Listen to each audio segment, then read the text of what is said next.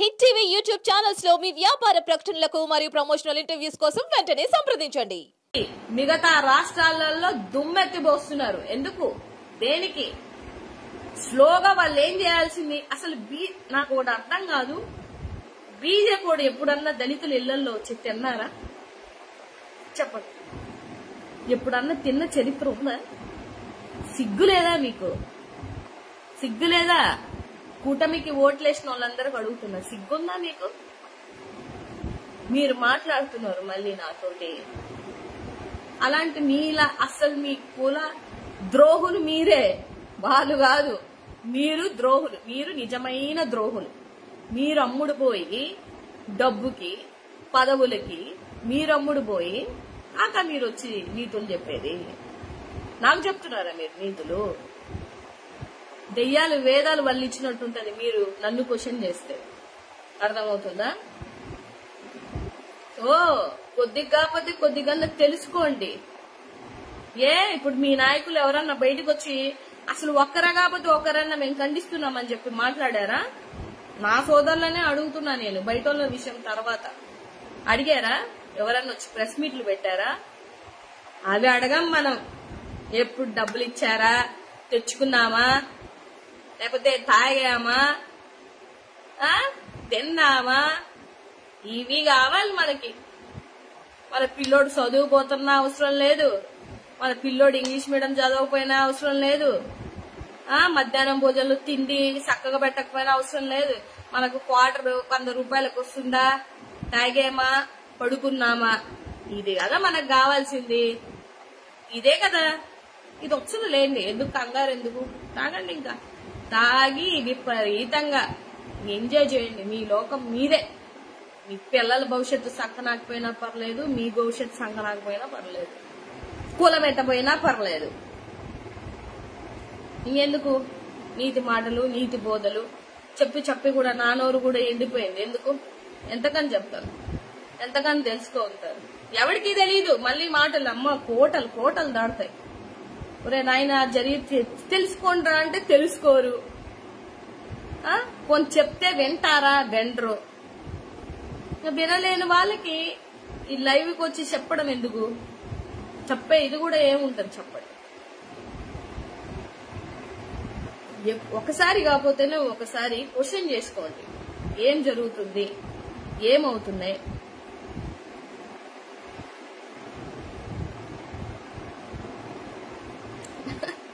అదే అంటున్నా బ్రదర్. మందకృష్ణ మాదిగా ఒక్కరే ఎందుకు డెవలప్ అయ్యారు, మిగతా వాళ్ళు ఎందుకు డెవలప్ కాలేకపోయారని ఒక మాట చెప్పండి చాలు. ఇంతెందుకు ఈ డిస్కషన్? ఎందుకు ఇంత డిస్కషన్? వేస్ట్ కదా. మీ పాయింట్ మీరు చెప్తున్నారు, నేను కాదనట్లేదు. నా పాయింట్ నేను చెప్తున్నాను. నేను అడిగిన క్వశ్చన్ కి కూడా సమాధానం చెప్పండి.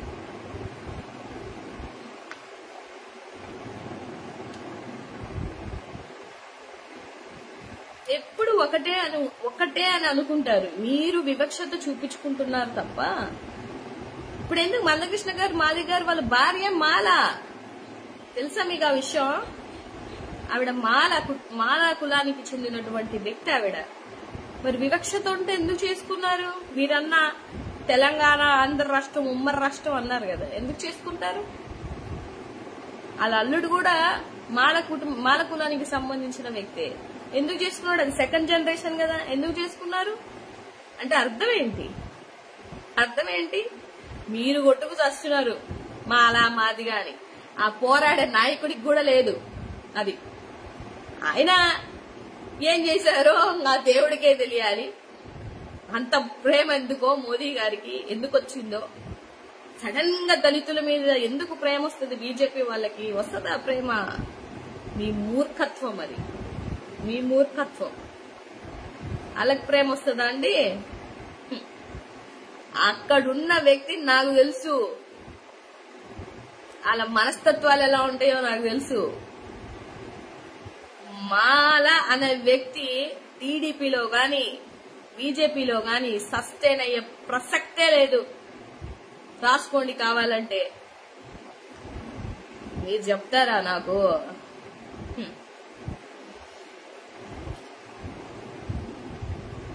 అంతే కదా. నేను అడిగేది అదే. ఒక వ్యక్తి డెవలప్ అవడం ఏంటండి? ఒక వ్యక్తి డెవలప్ అవడం ఏంటి? ఎస్సీ మాలలో చాలా మంది డెవలప్ అయ్యారు చదువుకొనే కదా డెవలప్ అయ్యారు. అడ్డగోలుగా డెవలప్ అవ్వలేదు కదా ఎవరు. చదువుకొని కష్టపడి చదువుకొని ర్యాంక్స్ తెచ్చుకొని డెవలప్ అయ్యారు. మీరు చదువుకోవాల్సింది కదా. పాస్ మార్క్ ఎవరికైనా 35 కదా, 35 కాదా? మరి మీరు చదువుకోలేకపోయారు. పోనీ పక్కన పెడితే ఆయన ఒక్కరే ఎందుకు డెవలప్ అయ్యారు? ఇంకో మిగతా పేర్లు చెప్పండి, ఆయన తర్వాత పేర్లు చెప్పండి. ఇక్కడైతే 4-5 కాదు 10 పేర్లు 100 పేర్లు చెప్పొచ్చు. అక్కడ ఒక్క పేరు చెప్పండి. మందకృష్ణ మాదిగ గారు తర్వాత ఒక పేరు చెప్పండి. డెవలప్ అయిన వ్యక్తిని ఇంకెవరినన్నా చూపించండి. లేరు. ఎందుకు లేరు అనేది మీరు ఆలోచించుకోవాలి, నేను కాదు. అది నా సమస్య కూడా కాదు, మీ సమస్య. సో నా ఓవరాల్ పాయింట్ ఏంటంటే, వాళ్ళ కుయుక్తులతోటి, బీజేపీ చేస్తున్నటువంటి కుయుక్తులతోటి వన్ బై వన్ వర్గీకరణ అనే కాన్సెప్ట్ ని తీసుకొని వచ్చి డెఫినెట్ గా మనల్ని విడదీసుకుంటూ వెళ్ళిపోయి తర్వాత ఏం చేస్తారు? రిజర్వేషన్ ని తీసేస్తారు. క్రిమిలేయర్ అంటే పోనీ క్రిమిలేయర్ కి మందకృష్ణ మాదిగ గారు సపోర్ట్ చేస్తున్నారా? చెప్పండి పోనీ మీరు. నేను మొన్న విన్నానులే ఆయన మాటలు. సో క్రిమిలేయర్ కి మందకృష్ణ మాదిగ గారు సపోర్టా కాదా? ఒక్క మాటతో తేల్చేయండి. ఇంత డిస్కషన్ కూడా వేస్ట్. మీరు చెప్పండి, అది అవసరమా వద్దా? ఆ కాన్సెప్ట్ ని తీసుకొస్తున్నారు అంటే నేను అర్థం ఏంటిది భయ్యా? క్రిమిలేయర్ అంటే పోనీ అదన్నా తెలుసా తమరికి? లేదంటే అదన్నా చదువుకొని తెలుసుకోండి. అది ఎందుకు బీజేపీ తీసుకొని వచ్చింది, ఆ కాన్సెప్ట్ ని ఎందుకు తీసుకొని వచ్చింది, ఎప్పుడు లేని సడన్ గా క్రిమిలేయర్ అనే కాన్సెప్ట్ ఎందుకు వచ్చింది, ఇవి మనకెందుకు? మాదిగా గొడవలు ఆడుకుందామా, తిట్టుకుందామా, లేకపోతే మనకు సపోర్ట్ చేస్తున్న పెద్దోళ్ళ కాడ ఊడిగం చేద్దామా, అది మనకు తెలిసింది. ఆ జడ్జిమెంట్ ఇచ్చారు కదా, సుప్రీంకోర్టు జడ్జిమెంట్ ఇచ్చిందా?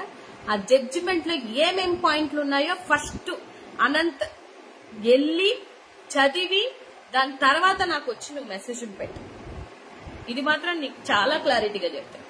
ఆ జడ్జిమెంట్ లో ఏమేం పాయింట్స్ వాళ్ళు పెట్టారు నెట్ లో దొరుకుతుంది. వెళ్ళి ఆ జడ్జిమెంట్ లో ఏమేం పాయింట్స్ ఇచ్చారు అనేది కూడా చూస్తే ఎవరు అమ్ముడు పోయారు, ఎవరు జాతిని అమ్మేశారు, ఇదంతా క్లారిటీగా మీకు అర్థం అవుతుంది.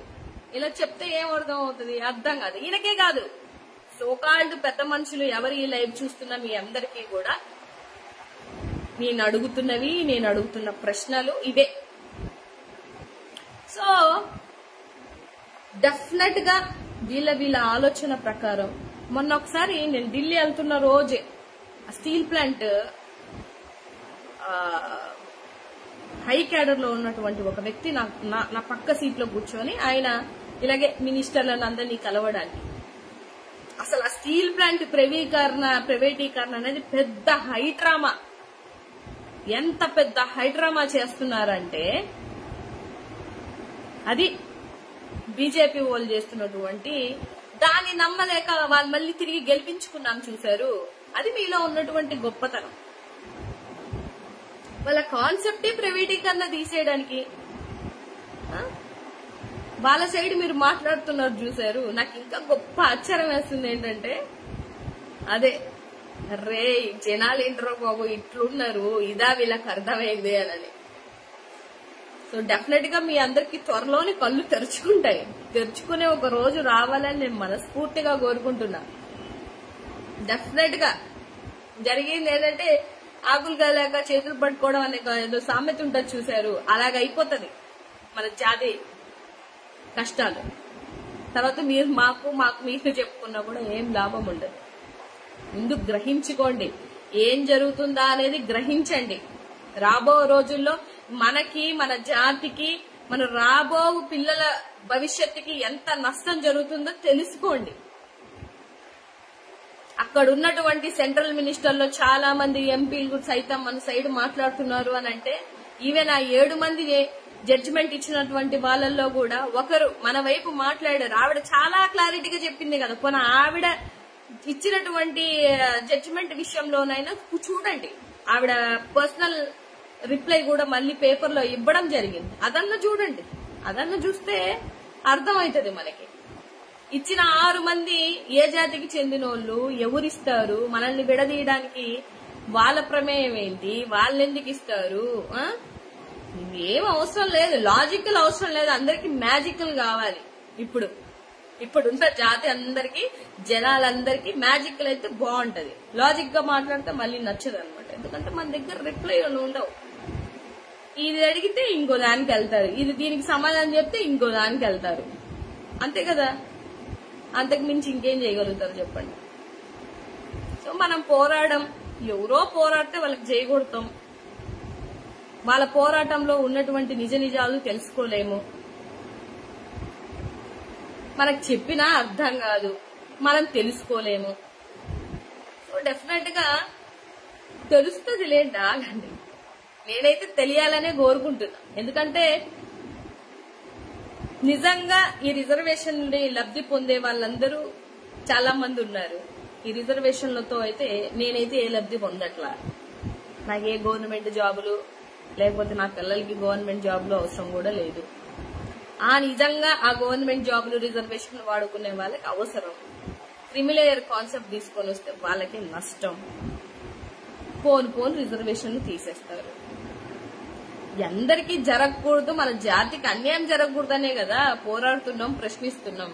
అదే అర్థం చేసుకోలేక వచ్చి నన్ను క్వశ్చన్ చేస్తే ఇంక నేనేం చెప్తాను, నేనేం చెప్పగలుగుతాను? నేను చెప్పాల్సింది ఇప్పటి నుంచి కాదు, రిజల్ట్ ఇచ్చినప్పటి నుంచి మీటింగ్లు పెడుతున్నా, ప్రెస్ మీట్లు పెడుతున్నాను, జనాలకి అర్థమయ్యేలా చెప్తున్నాను, అవేర్నెస్ ప్రోగ్రామ్స్ ఇస్తున్నాను, ఢిల్లీ వెళ్ళి ఫైట్ చేస్తున్నాను, ఇక్కడ ఉత్తరాంధ్రులందరినీ కలిపి లీడర్లతో మీటింగులు పెట్టాను. ఎంత చేస్తున్నా కూడా మీకు అర్థం అవ్వట్లేదు అని అంటే ఇంకా మీకు అర్థం కాదు.